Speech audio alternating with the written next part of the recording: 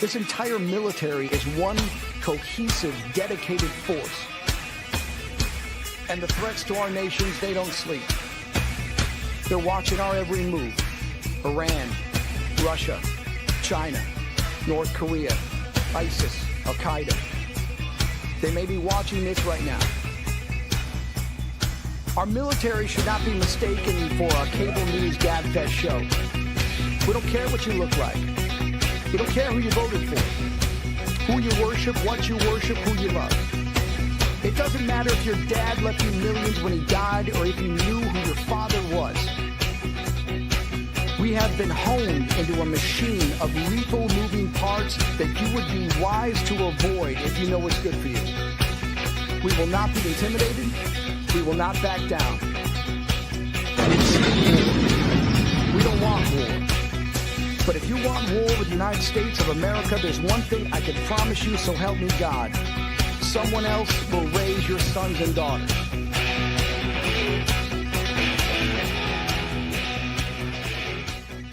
Military Broadcast Radio, the station that's giving veterans a voice. Find us on the web at mbradio.us.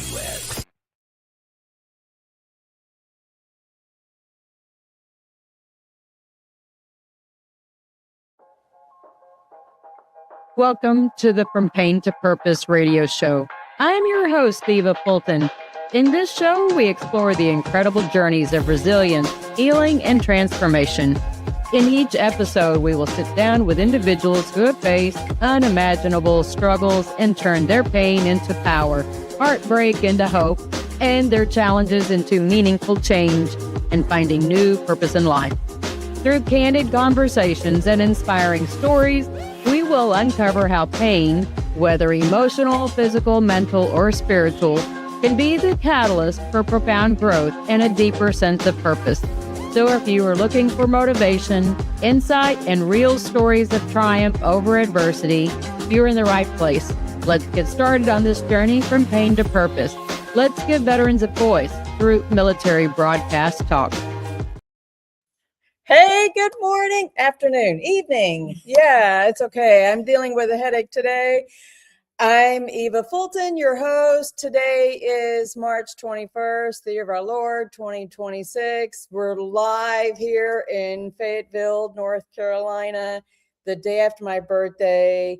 And I tell you, this has been one that's been epic for the books for anyway. You know, it's been an amazing experience. It's been the first time I've set back foot on an Army base and post. I'm supposed to say post, right? We are posts in the Army versus where's the Air Force? They have a base. Yeah. Theirs is different. It's different lingo. So anyways, it's been interesting to set foot on a big post that is interesting to see. The vibe is different, right? It just has a different feel. When I got out in 2000, that was from Germany. And I've been to some Air Force bases since then, but this was a little bit different feel. So on each of my right and left right here, I have Alissa and Newman and Anna Valancourt. I pronounced it right, yes? Yes. So they are with Project Valkyrie, and yesterday they hosted a Women in the Military Summit. And I haven't, like I said, I haven't really gotten into really talking to younger troops and seeing what the vibe is that's different. I think, there's some generational things that I could feel, but I also really appreciate what Project Valkyrie is doing. So I came here in more of my academic role and things because I was really impressed with what Project Valkyrie has been doing on the research side, which, is very, I think, much needed, especially going through my own dissertation experience and How do we help represent the female population, both from the veteran side and from the active duty side, that yields, I want to say, better results, right? Because if we're not asking the right questions, we're not going to get the right answers that help move the needle and going in the right direction. All right, so who wants to lead? Go ahead, Alissa. All right, well, I can introduce myself and I think speak to some of the research side of the house. My name is Alissa Newman. I am the human performance lead and the research lead for the Valkyrie Project. I would describe myself as a first responder. So I was a EMT and firefighter in my 20s, like late teens, early 20s, and then went the strength coach route and then went the academic route. I have a PhD in exercise science with specific expertise in military performance. And I lead our research initiatives as well as I'm Valkyrie Project training programs, our physical training program. So that is kind of how I fit into the organization. And really it's been so awesome to like thinking about the research side, right? Women, we know, like in the physical training literature, have been very underrepresented. The stats are getting better, but it's still only about 30% of like sports science studies include women. A much smaller fraction of that are like specifically only women. And it's even lower on the military side, right? We know women represent about like 18% of the military. And so with a lot of those studies, they're like, oh, we have a very small female contingent, like only 18% of our population was female. And they're like, okay, well, that's representative. And so that's good. But then it's also like so hard to like getting research funding is so hard, especially with like the funding changes, the changes in funding priorities in the last couple of years. So it's like, okay, it was hard to begin with to get funding to do research on women. It's exponentially harder now. And so we just kind of said, okay, like we don't have the resources to do like the full-fledged, okay, here's our big study, but like we can still generate the data, right? Like we can leverage our platforms, leverage our connections, and we want to hear from active duty women. And so we last year sent out a big survey. We're continuing to build on it every year and to start to get those numbers to say, hey, we need more information on this. This is what we're getting at the ground level, and then push that up to researchers, to like academic partners, and say, hey, we need more information. This is a whole thing. So what is the Valkyrie Project and designed to do? I think as it like a whole, because it's a nonprofit. It's a nonprofit organization that originally started, I want to say like 2015, and it originated. So the founder is a woman named Meg Tucker, and she was a Kiowa pilot in the Army. Okay. And then when they went away from the Kiowa, she had to find a new job, right? And she went into the special operations side of the house. She was psychological operations, and in that space realized that like, oh, there's not resources for women, right? There's like a ton of resources if you're a dude, but not anything like tailored specifically to women to help women succeed. And so the Valkyrie Project originated as like a training program is kind of what it was. She was providing physical training resources for women in special operations. And then in 2023, we got our nonprofit status, and it's really expanded from there outside of just like, okay, let's improve physical training, because right, she realized like the gaps are so big, right? It's not just physical training. It's getting the right gear and apparel. It's getting healthcare. It's advocacy. It's policy. It's all these things. And so I really think that like I would describe the origin story of the Valkyrie Project as like the idea of like becoming who you needed when you were younger. And so like Meg did that and then sent that forward to a whole bunch of women nationally, right, with the Valkyrie Project. So the short version is that our goal is to empower women across their service life cycle, right? With physical training, physical like health education, advocacy, policy, research, right? We're trying to cover all the bases. For all branches. Yeah. Yep. And from what I saw, there was a big focus yesterday on folks.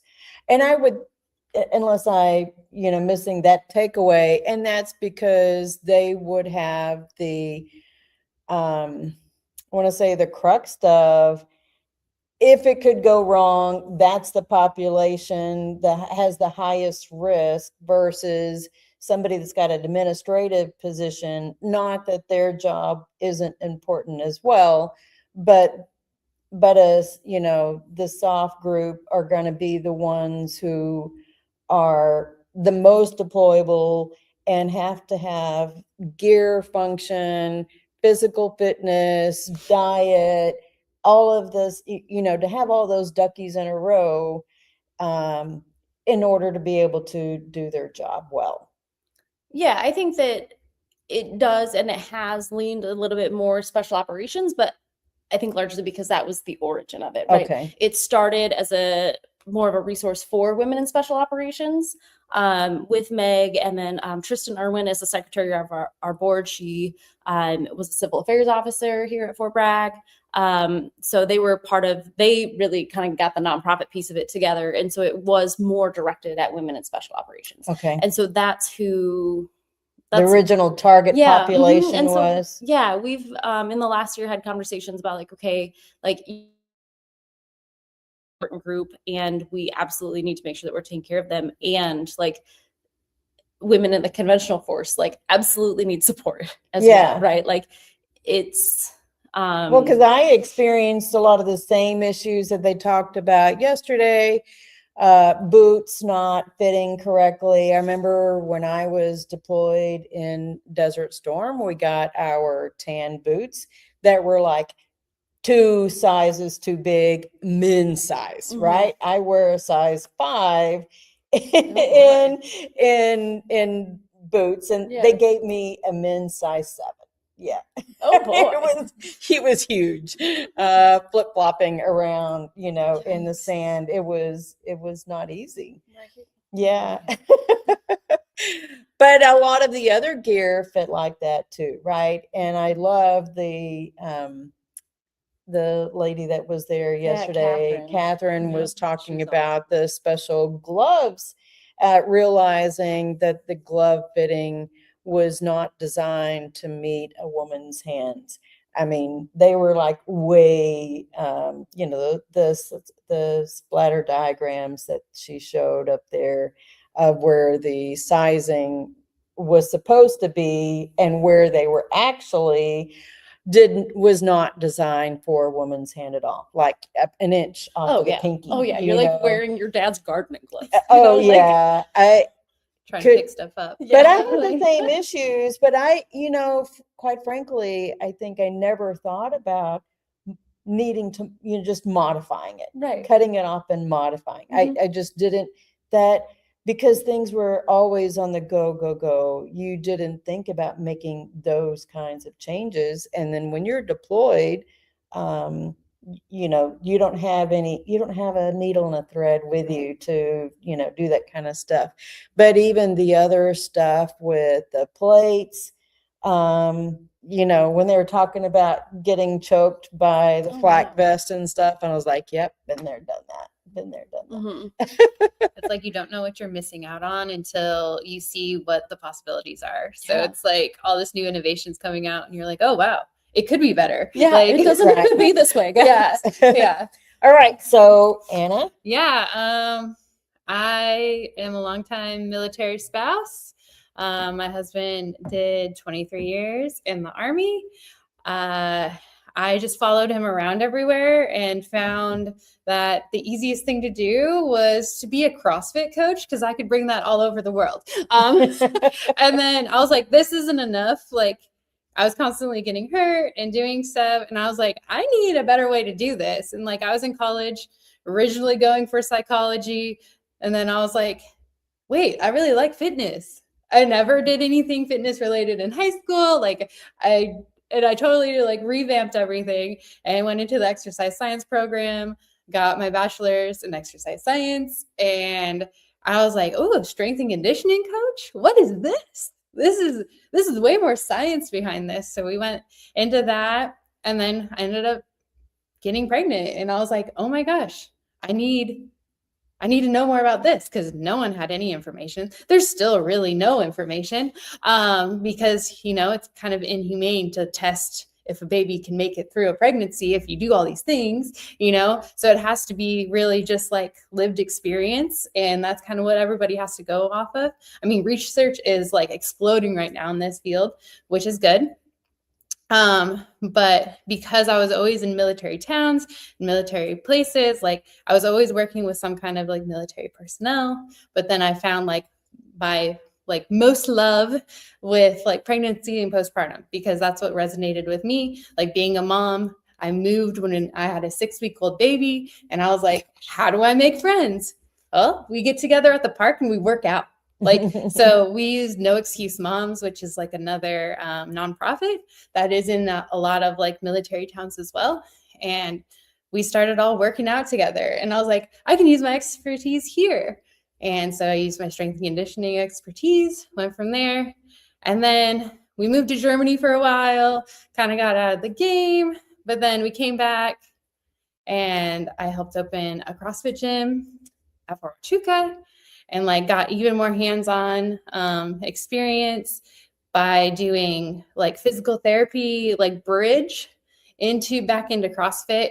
And I had a mom's class there that thrived. It was huge. It was so much fun.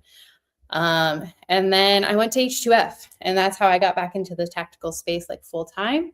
I built a P3T program that's still being used for the 82nd Sustainment Brigade. It also is used at Division and 18 Airborne Corps for the athletes or tactical athletes. And we've like shown that it has actually made soldiers stronger than they were before pregnancy, and they were scoring between 60 to 100 points above what they were doing pre-pregnancy. Wow. Before they even graduated the year postpartum from the program. And it's just from using simple science and simple strength and conditioning programming. And then I got my master's degree in sports psychology while I was there, and I've been working with that ever since. Train people online now and do all the pregnancy and postpartum programming for the Valkyrie Project. But you said P3T. Okay. So it's the Army's physical fitness program for pregnancy and postpartum. Okay.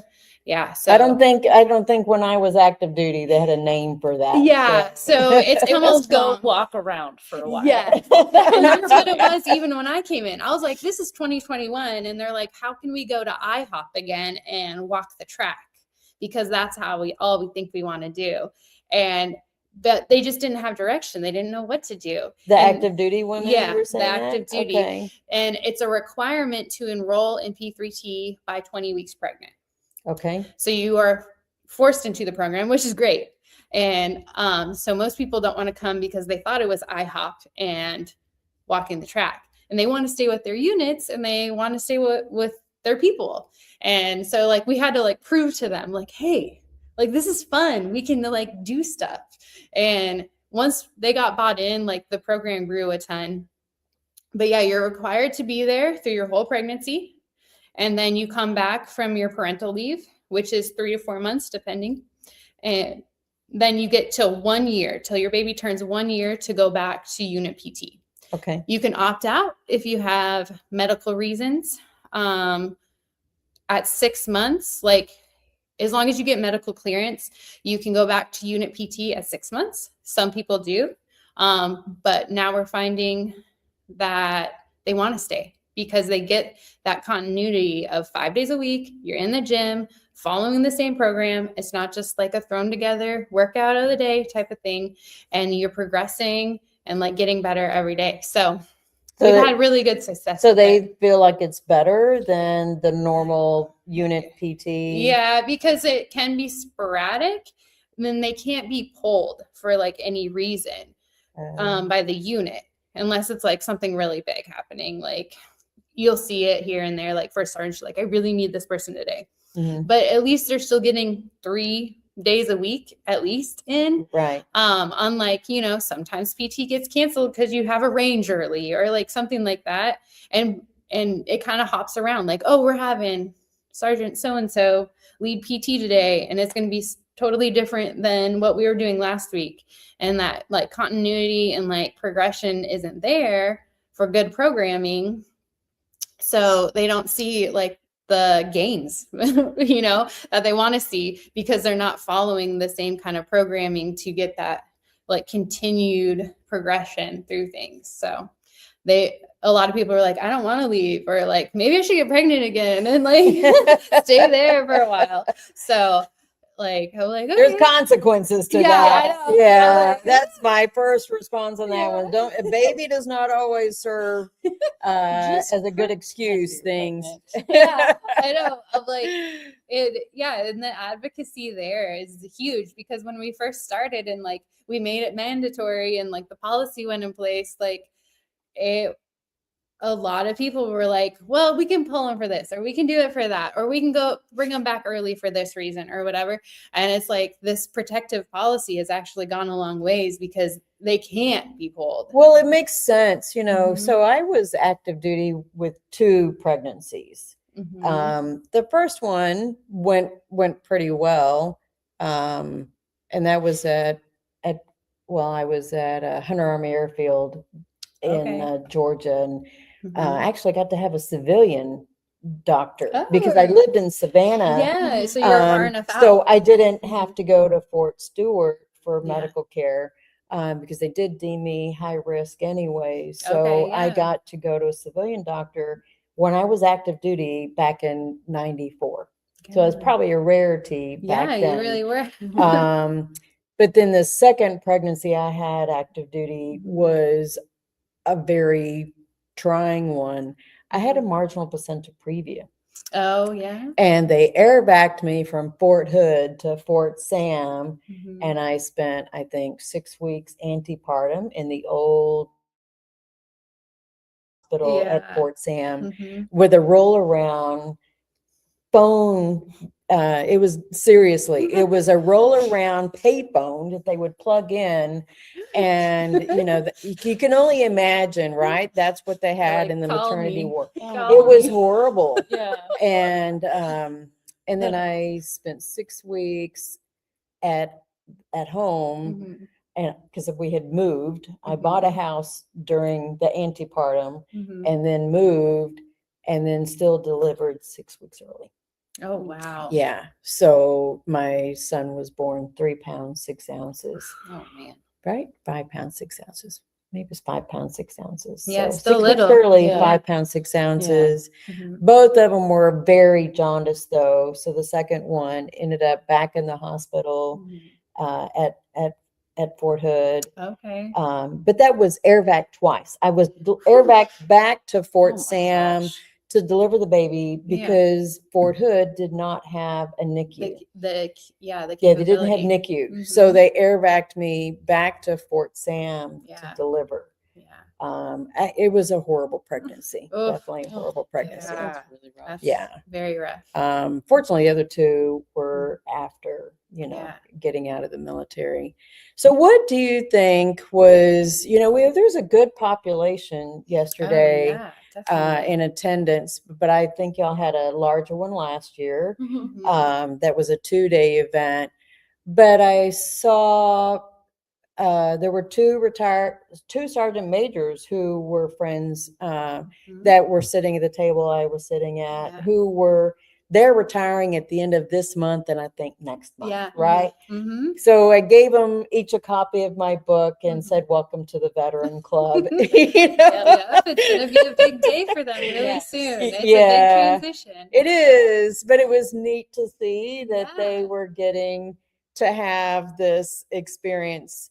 I think probably really just even meeting other veterans, right? That they are getting to it's not about just TAPS. It's I think it's the transition of things and knowing that they can now own part of the legacy of becoming a voice to help other people. Yeah, and when veterans use their voice, it really helps others. You know, like some like to stay really quiet and like go off into the real world, into the civilian world. And I think it's great that like anyone that's able to bring the veterans together and like see that camaraderie again outside of the military is really great. So like you being able to reach out to them is like awesome. Like be like, welcome to the club. Like it's about to be a ride. And I think that one of the things that like we like, you know, we scaled down the symposium this year for a number of reasons, but it was like so important to us to still find a way to do that, because I think that community piece is so important, right? For our active duty service members, for our veterans, our retirees, like because the military is such a unique community, like staying connected to that, I think is so important. And for like young service members coming up to have somebody to talk to, right? I was talking with Ryan, our photographer, and just like how, because we often have women that are like one of one, one of two, one of three, one of four, like you don't realize how universal your experience is because you don't have anybody to talk to about it. And then you get in these rooms and you're like, oh, I'm having a like extremely normal experience. And right, so to like continue to connect to that community and to bring people together, I think is like absolutely drove us to put something in person together, kind of like no matter what. Yeah. I remember there was, I don't know if y'all saw, but there was a first sergeant that came into the room. Yes. And he brought one of his junior enlisted. Yes. Yes. That was huge. Yeah. I heard him telling, what was her name? I don't know. She was a retired lieutenant colonel, the one that was sitting at the table also. She was doing, I don't know all those names. No I'm sorry. idea. I'm sorry. One of I was running people, around. she Yeah, was I was doing the running around. announcing on the show. Oh, okay. Yeah. Anyways, so he spoke with her and he goes, you know, she's brand new. She's 11 Bravo. Oh, geez, okay. Yeah. So she was an 11 Bravo infantry guys. And he said she's top notch. But I think she doesn't quite feel connected, you know, but she's definitely wants to be engaged, wants to know the community. He goes, I'm doing my best to help support her. I'm getting goosebumps just, you know, because I felt really empowered that this first sergeant cared that much about her, that he reached out. He's like, nope, she's going to come. She'll be there. I'm so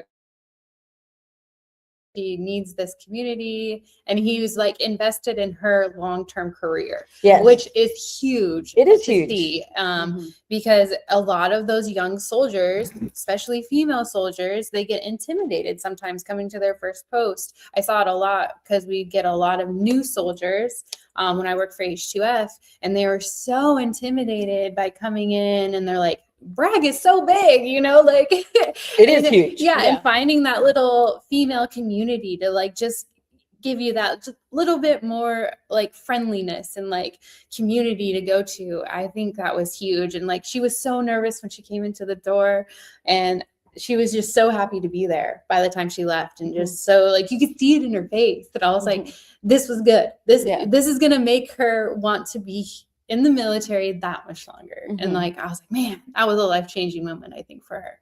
I mean, I'm only speaking. No, that's awesome. But to have that kind of support, you know, I feel very fortunate. When I was active duty, I think part of it was the job that I was in as a paralegal in JAG, that it was a very mixed, you know, it was always very co-ed.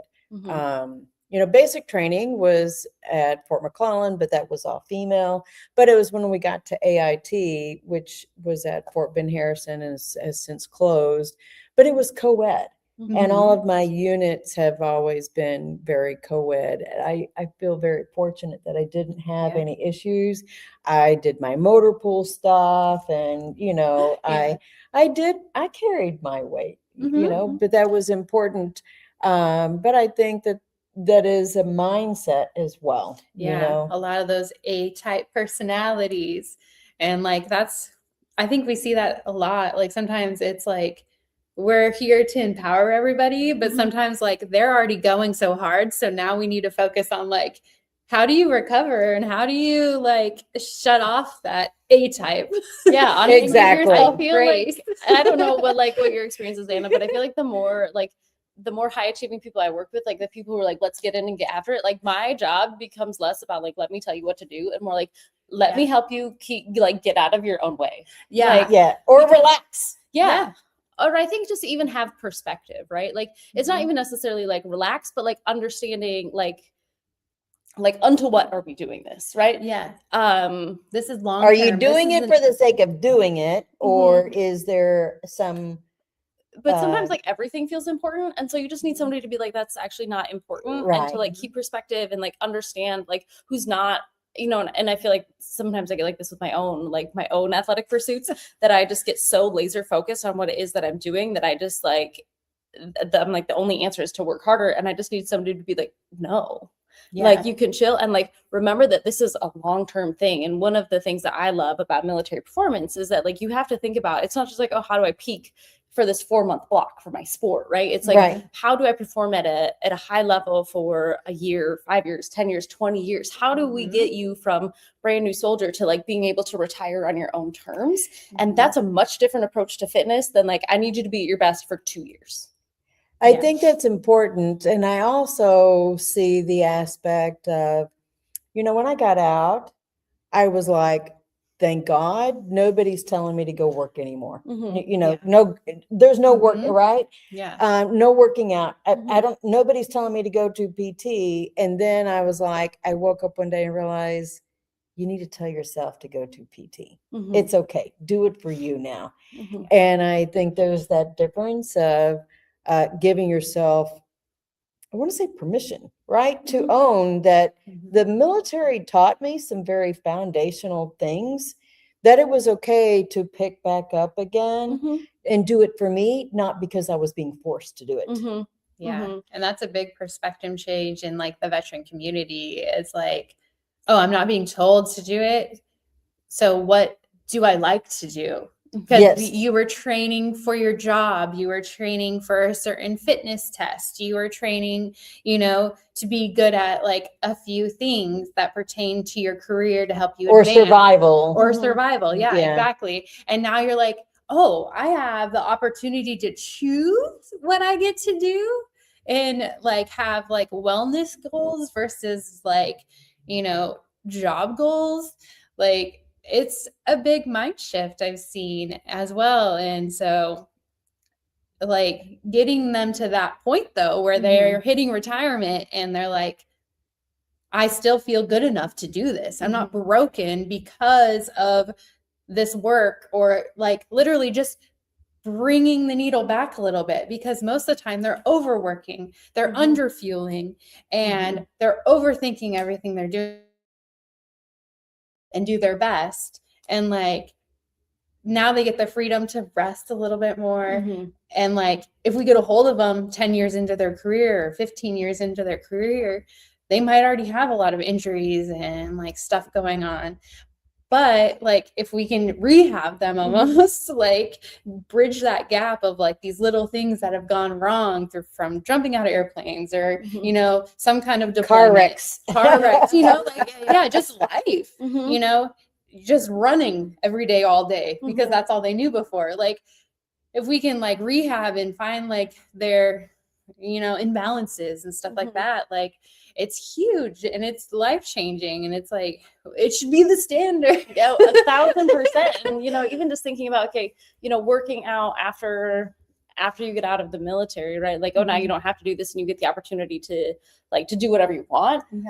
And like I think that there's because with athletes sometimes they're like, oh, you have to accept the fact that like you're never going to be as good as you were, right? Like it's a different space. Like it's you're not maybe going to be able to do all the things that you were doing because you're not in that space. You're not training 90 minutes a day, 5 days a week or 7 days a week or whatever. Right. And so I think it's like giving yourself grace to say, okay, that was a past version of me. And I don't actually need, like, that's a different person. And I don't need to be comparing myself to a different person. 1,000% easier said than done. Like, and I think that there's like so much education too around like, how do you move well? Because I think you move and people figure it out and they're like, I need you to do this thing, and they find a way to do that thing, and whether or not that's like good and healthy for you to be doing it that way long term is a different question, right? But to give them that education and like, this is how to move and this is how to feel good in your body, and here's permission to explore, like, I think that there's so much that doesn't get talked about. It's just like, here's your DD-214, goodbye, good luck. And that pertains a lot to the pregnancy and postpartum, because like, they're high achievers that come into this program and like, they're like, why can't I do what I was doing? I was doing it just fine. And it's like, you can do that, but let's find the important things in that can support you through this. But you're going to have to not have your old standard that's way up here. And you're going to have to take a year or two to get back up to that. But it's important to do the base level stuff now and like get that flexibility, mobility, like your body changed because of pregnancy. And now it's got to do some healing. It has to. You grew a whole human. Give yourself grace. And more than anything, I had people coming back like 12 weeks postpartum and they're like, I need to make tape today. And I'm like, no, you don't. You have a year. And they're like, no, it's going to go bad. And like, they're so worried. And it's like, I get it. I would be worried. You know, if I was in their shoes, I'd be wanting to perform my best. But like the education, like you said, like it's a stigma. Oh yeah. You know, it's a culture stigma problem, you know, and that's why I was, you know, Leah Stiles with Sea Waves has been, you know, she's been a guest on my show before, and she's a wealth of knowledge. Yeah, she is. And she's definitely, I think, speaking the right language to help a lot of women. But I get it that even the guys have issues as well. You know, they just don't talk about that they have issues. So let's cover, I think, one of the important things, you had the 2025 report that was published, a month and a half or so ago. So what were the big takeaways, do you think, from your 2025 report? So actually, I think we published that in September of last year. Sorry. But maybe it's been only more recently floating around, but it's out there. It's available on our website. Shameless plug to go read it. And I think that there was like some encouraging stuff where like, and some of it kind of felt like low hanging fruit, like grooming standards, like you can now wear your hair in a ponytail so your bun doesn't push your helmet up over your face, like outstanding. We love that. And I think that there are like, you know, H2F has been so huge on the Army side of the house in terms of improving, I think just access to resources.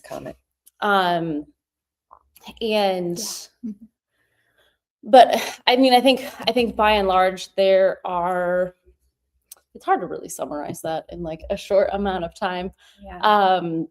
It does seem like things are trending in the right way, slowly, way more slow than we want it to be.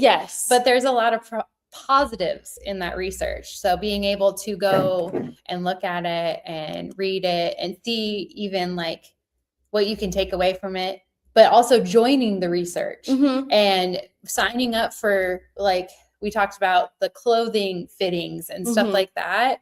That's a huge thing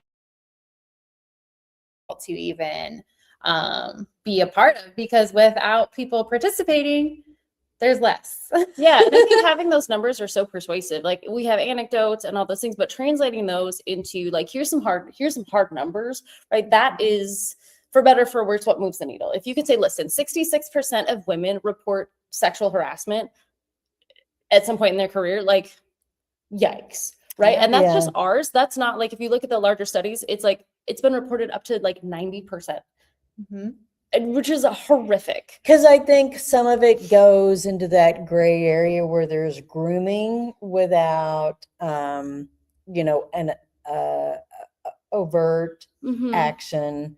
I mean, I was reading something on a blog yesterday that there was a sergeant first class who was demoted to an E4 because he did not report somebody reported something and they made a written statement and then he still withheld the information that his higher ups. Mhm. So I think there is some more accountability that is starting to finally come through. Mhm. And I don't know, how that changed over the years, because I was JAG, right? Mhm. I was a paralegal. Mhm. You And gotta hear the worst of it. Oh, yeah. Probably.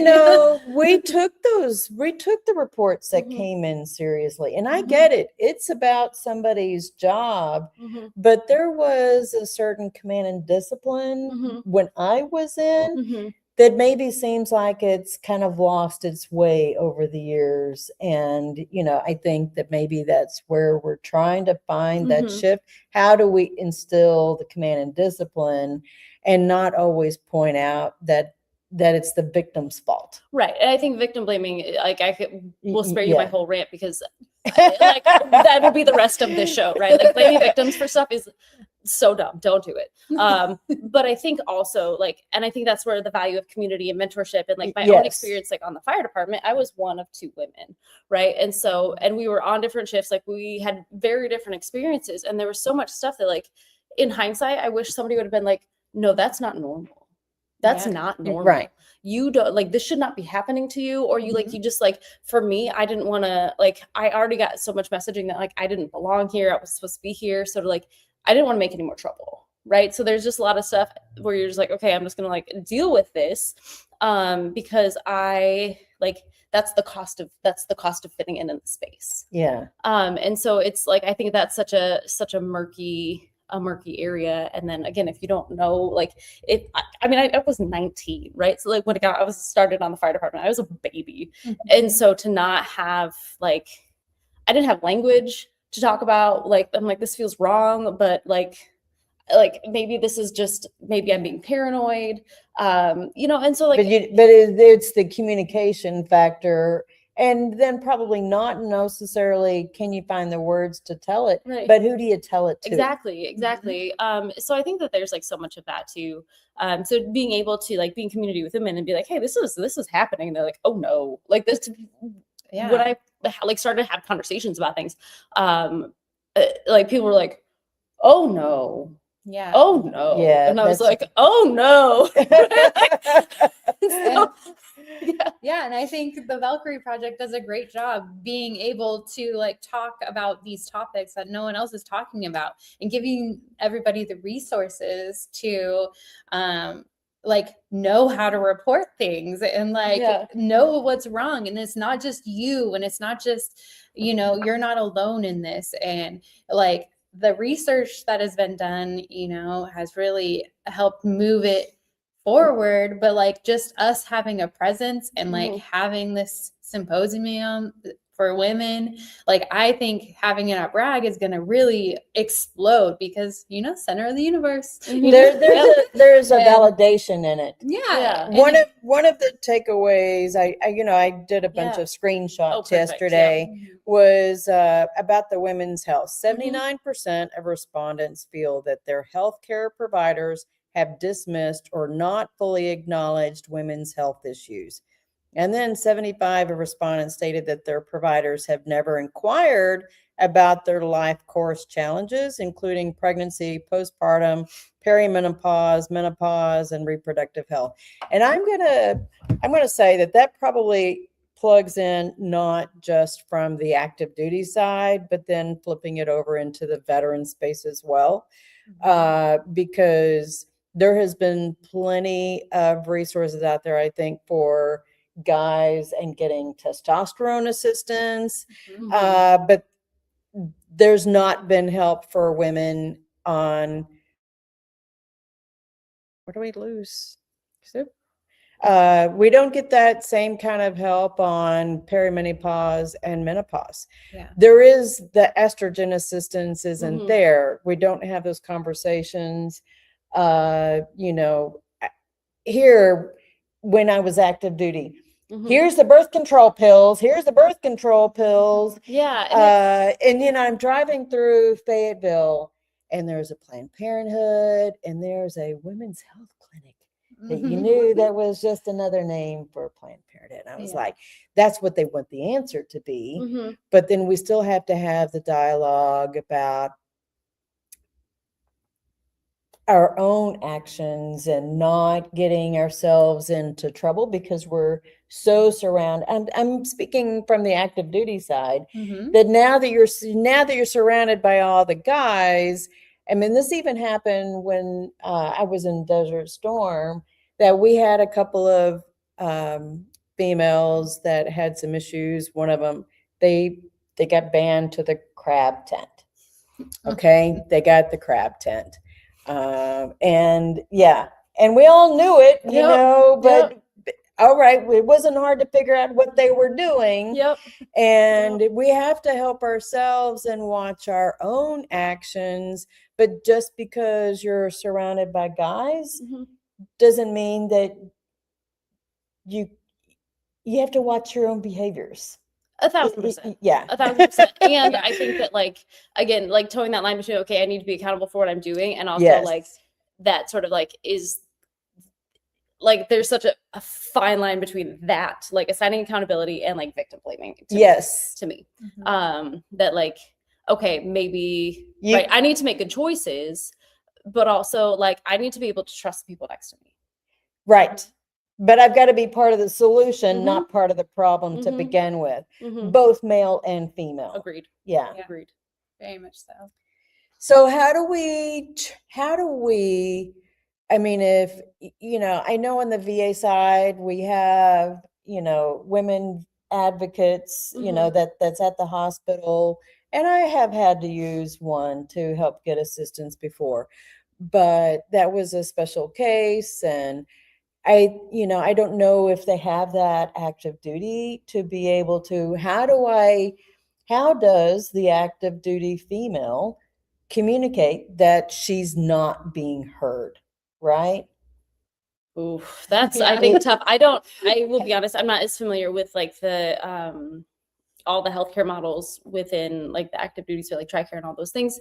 I think so much of it is like at this point, unfortunately, it's educating yourself. It's understanding like what sorts of things to ask. It's how to advocate for yourself. And like, and I'd love to hear your opinions on this too, like being in a medical space right now, that like, I think this idea of health literacy, that like, okay, I understand what's going on. I understand how to communicate with these doctors. I understand what kind of questions to ask. I understand when to like push back. Cause I think that there's like, you know, women get dismissed, like we were talking about, like women get dismissed all the time. Like I was running those statistics and I was like, this is horrific. That like almost 80% of women feel like they are unheard by their doctors. Like, but it's so normal, right? And that they're just like, oh, well, it's hormones. Here's some birth control. And you're like, you what? Or they're like, oh, that's getting older. And you're like, stop it. And the sweats are okay. So, you know, just deal with it. Just deal with it. Or we were even talking about like all this pelvic floor issue stuff. And we're like, oh, I pee a little bit when I lift. And they're like, oh, just pee before you exercise. And you're like, well, thank you. I didn't think about that. Wow. But I like to not pee. Right. Well, but it's like, no, I do. But it's like, you know, and it's like, okay, thank you for that solution. And they're like, well, here's some Motrin and see you later. Bye.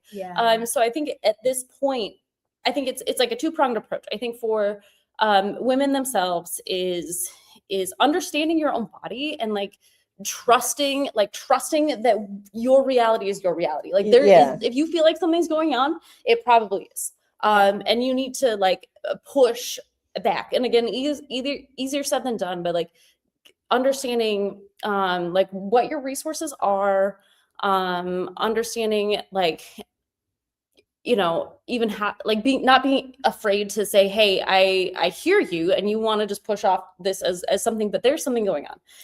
What is going to make me feel good as your patient is if we do further testing. What further testing would you recommend? How do I know that this isn't fine? Like, tell me, like, at what point do you get concerned about what's going on with me? And then I think on the flip side, it's so important for providers, both men and women, right? That like to listen to women, to believe women, and to start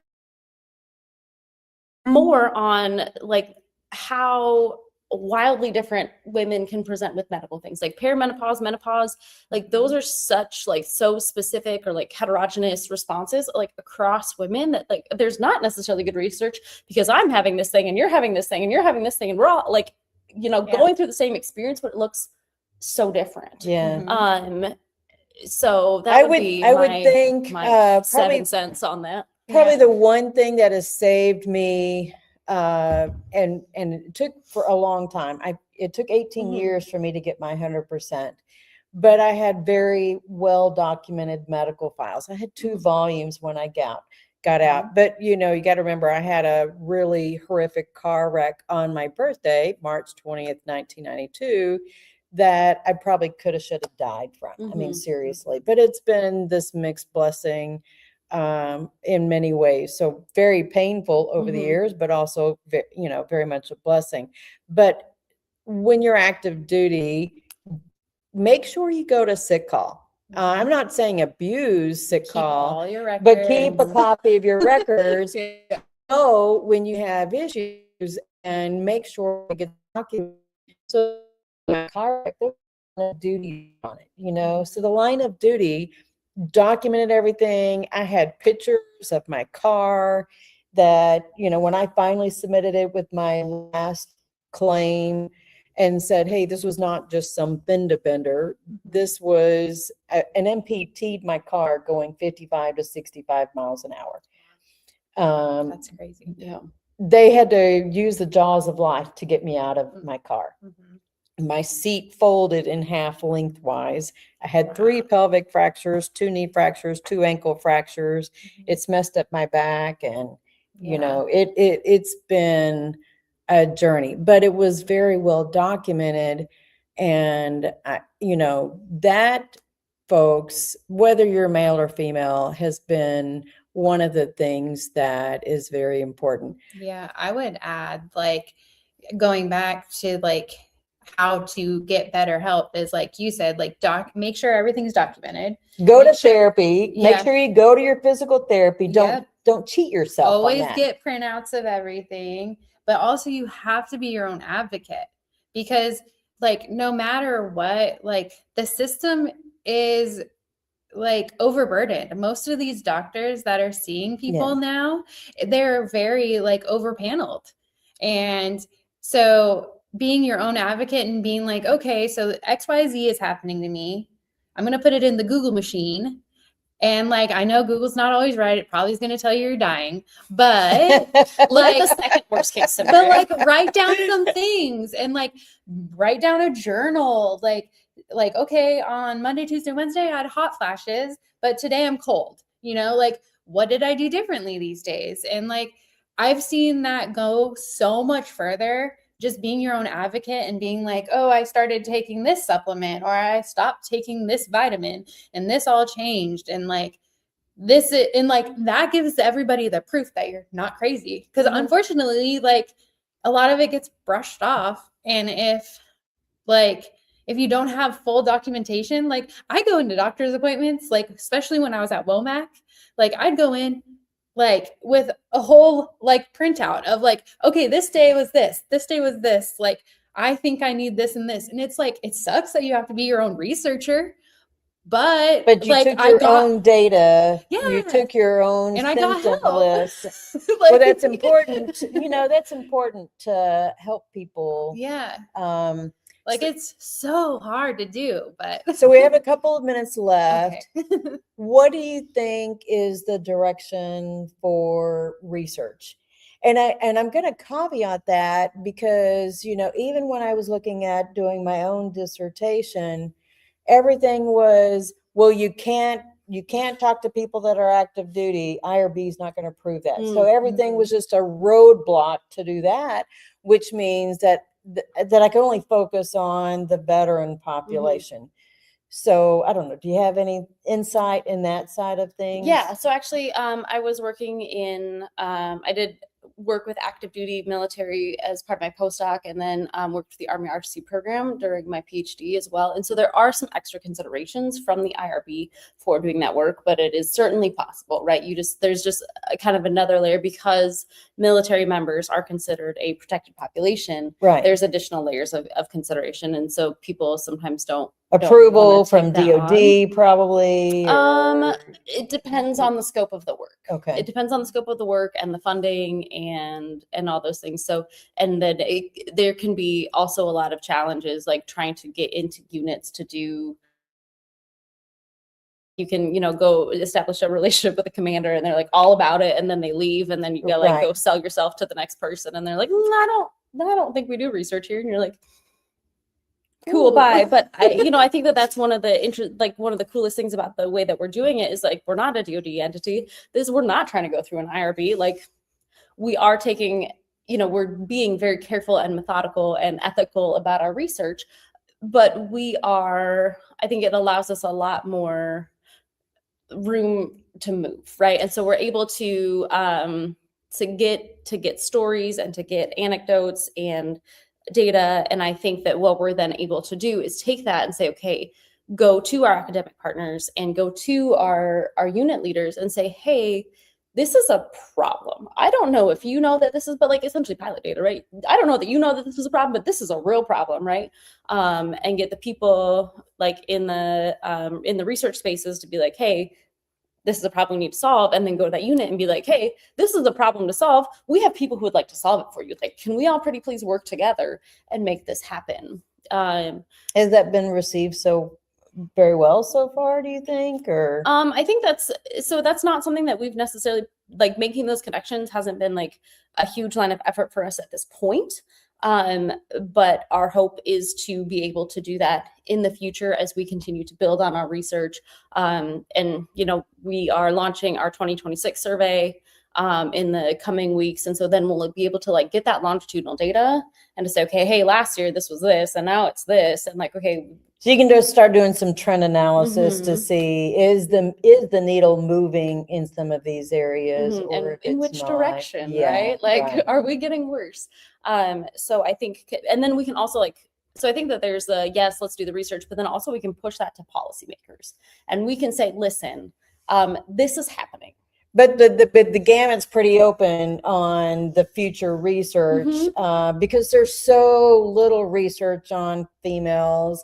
Even when I was doing my literature review, very little research on female veterans. But a lot of the recommendations are like, well, why don't you do some comparisons to female to male, which was still trying to minimize our voices. I thought.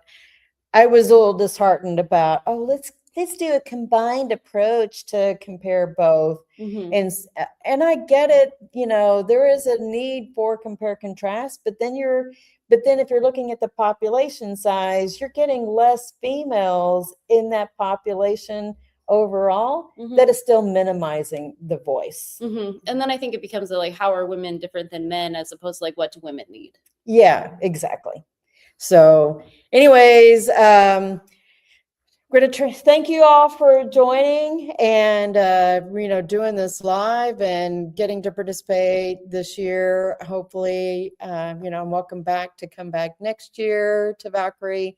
Y'all are, I think, a phenomenal organization and headed in the right direction to have our voices, from that academic level of things. That's so important. So speaking of academics, Dr. Yost, I think I'm saying her name right. Sorry, I don't have my little cheat sheet up there on the screen. But Dr. Yost is joining us next Saturday to talk about how to advocate for your child who is facing medical issues. And I think that's going to be pretty important for all kinds of populations, whether you're active duty, veteran, or whatever, civilian. So my daughter actually gave me some permission to even talk about how I was able to help advocate for her medical condition a couple of years ago. So thank you all for joining us, and be blessed, everybody. Join me and Daryl Monday for the Revivalist Radio Show, Genesis chapter 32, as we continue the saga and drama with Jacob and his family. So anyways, y'all have a great day. Ladies and gentlemen, Thank you for tuning in to Military Broadcast Radio. As we wrap up today's show, we want to remind you that the podcast of today's episode will be available right after we go off the air. So if you missed any part of the show or want to listen again, be sure to check it out. And remember, we're here to support and honor our veterans. Your stories and experiences matter, and we are committed to giving you a platform to share them. That's right. We're here to give our veterans a voice. So don't forget to catch the podcast and stay connected with us. Giving our veterans a voice.